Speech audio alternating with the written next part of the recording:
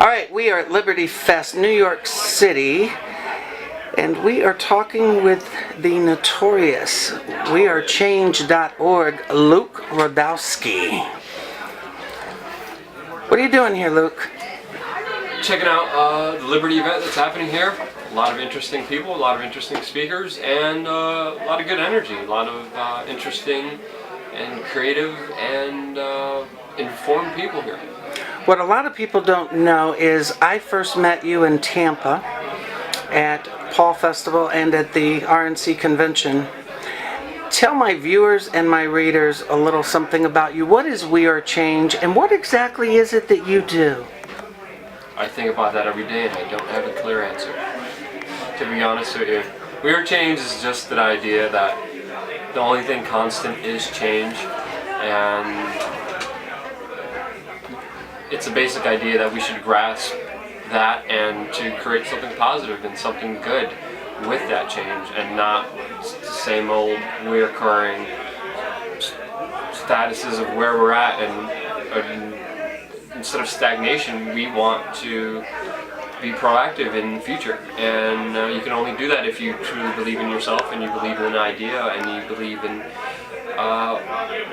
yourself that you could accomplish that. So it's a basic idea of just following Gandhi's principles of just being the change you want to see in this world, and anybody can do it at any time in any place and do it whichever way they want to. I personally like to do it with multimedia and journalism, and that's what I do on my YouTube channel, youtube.com/wearechange. And you can see interviews and confrontations and packaged feature pieces to short-length documentaries to satire to comedy to human interest stories, from anything and everything. Just spreading as much information as we can, as creatively as we can, so it reaches more people. I had dinner last night in D.C. with some older GOP establishment-minded voters, and the Ron Paul supporter tag came up. And I corrected them and said, if you want to talk about liberty-minded voters, then I would be more than happy to discuss that. But you can't. To me, I think this movement and liberty is about more than just the cult of personality. And I brought you up as an example of someone who goes out there. I've watched some of your videos. I've actually watched you in action. And what I see is that you go out and you try to bring the story, and you don't try to spin it. You don't try to present it in any particular light or with any particular motive. It's like you go up, you ask the question. Sometimes people will talk to you, sometimes people run from you. But I find it interesting that you do that and you don't try to spin it. How is it that you can continue to go after stories, walk up to the Keith Olbermanns or the Tom Brokaws or the Republican establishment at the RNC and just flat out ask them, hey, what's this? Why are you doing this? Why did you change the rules? Well, I have my own personal biases, and I think everybody else does, especially if you're in journalism. There's a lot of editing, there's a lot of context, and there's a lot of editorializing information to your own personal perspective. I never hide that.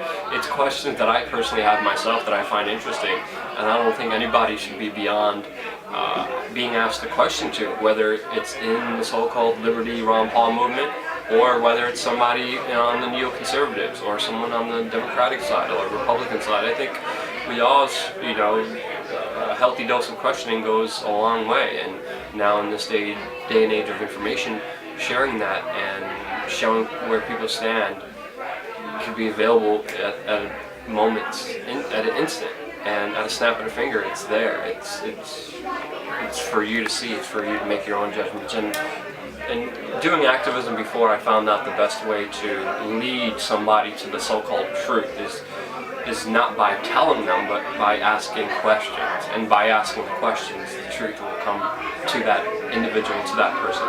And we all have our own different truths. I have my own path, and I share it with the world, and I just ask those questions. Okay. How long have you been doing this? I've been doing this since 2004. It was 2012, it was 2013. 2000. So 8, 9 years. Where do you think this country would be today if the so-called mainstream media approached journalism and the questioning the way you do with We Are Change?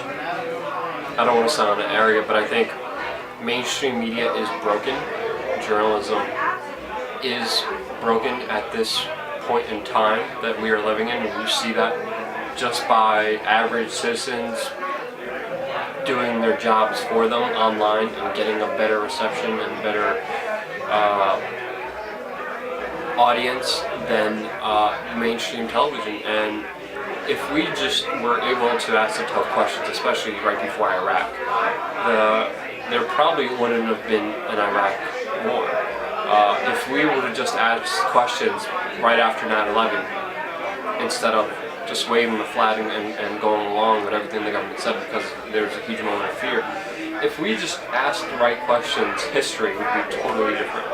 And sadly, the mainstream hasn't and has failed us. And they failed us after 9/11, they failed us with the Afghanistan war, with the Iraq war, and they're failing us now. But the only way to save it is to not just complain about it, but to exemplify it and to become the mainstream media.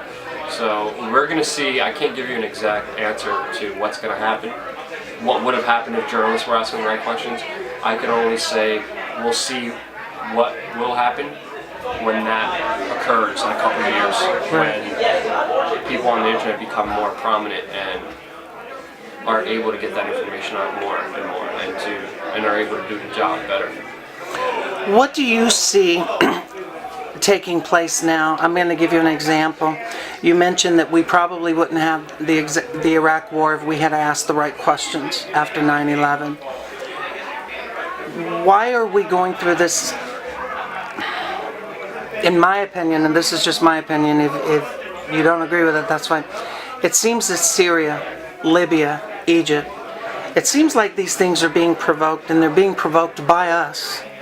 And at the same time, we're being told, oh, we're loved, we're not hated.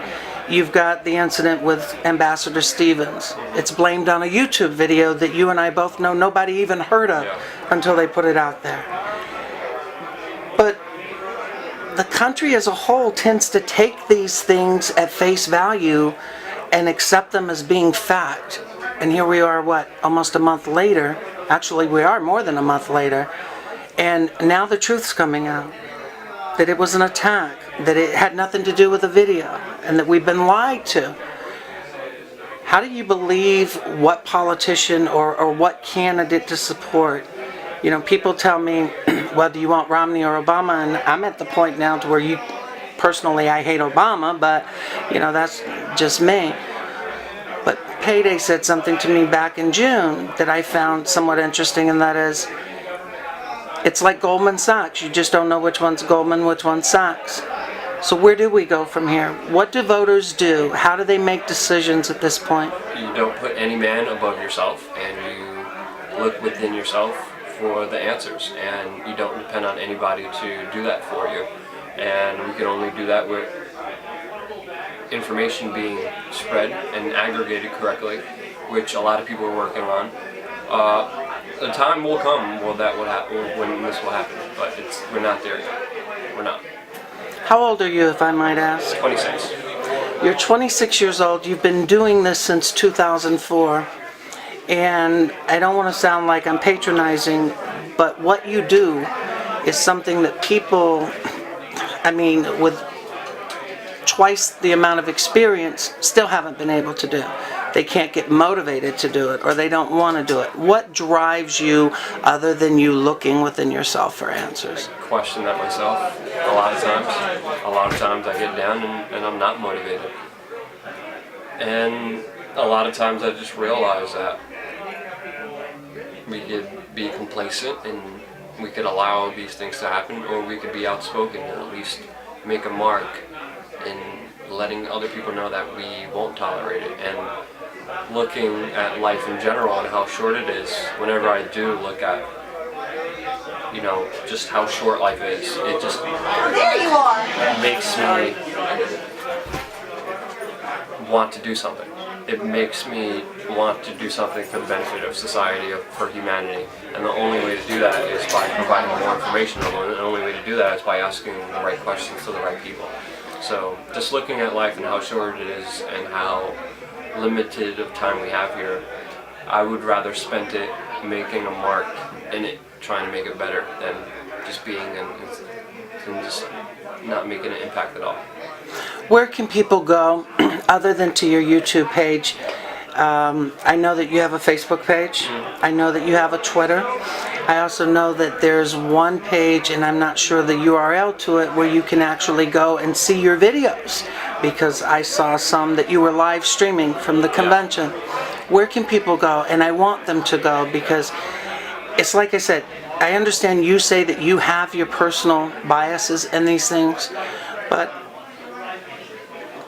coming from someone who's seen bias in the media for the last 4+ years, I would say that despite your own personal biases in what you do, you tend to put things out there in a more clear, concise, and honest way. Well, I think just by admitting that human beings are imperfect and they have their own biases is one step closer to understanding where somebody's coming from. I'd rather have that than be calling myself fair and balanced. I'd rather be honest with all.